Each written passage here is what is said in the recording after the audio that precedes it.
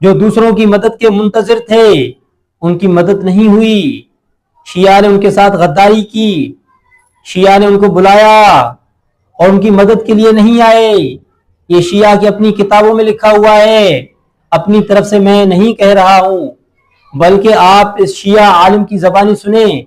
یہ کیا کہہ رہے ہیں کہ حضرت حسین رضی اللہ تعالیٰ عنہ کو بلانے والے شیعہ تھے، انہوں نے حضرت حسین سے دھوکہ کیا، وہی لوگ اس کے ذمہ دار ہیں۔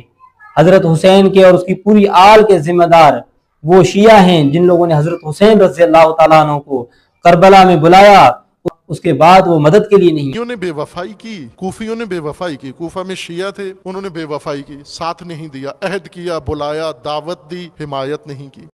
آج اگر دیکھا جائے تو بڑے بڑے نعرے لگانے والے بھی وہی ہیں، یا حسین ہے حسین کہنے والے بھی وہی ہیں، اور اس کو بلا کے نہ آنے والے بھی وہی ہیں۔ اس کو بڑی امیدیں دی، حضرت حسین کو بلا کے دھوکہ کیا، حضرت حسین رضی اللہ تعالیٰ عنہ کو بلا کے دھوکہ کیا۔ آج وفادار بھی وہی ہے، کہتے ہیں ہم امام حسین کو مانتے ہیں، لیکن اس وقت آئے نہیں تھے، وہ مدینے سے آئے لیکن یہ کوفہ سے گئے نہیں تھے۔ کتنی عجیب بات ہے، لوگ کہتے ہیں کہ ہم حسین کو مانتے ہیں۔ آپ حسین کو مانتے ہیں لیکن حسین کی مانتے نہیں ہیں۔ حضرت حسین رضی اللہ تعالیٰ عنہ کیوں گئے اور کس کی مدد کے لیے گئے تھے؟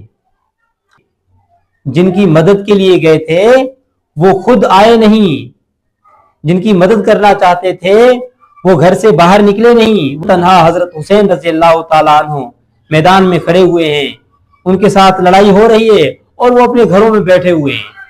او بھائی، حضرت حسین شہید ہو رہے ہیں، تم نے اپنی جانوں کو حسین کی جان سے زیادہ ترجیح دی۔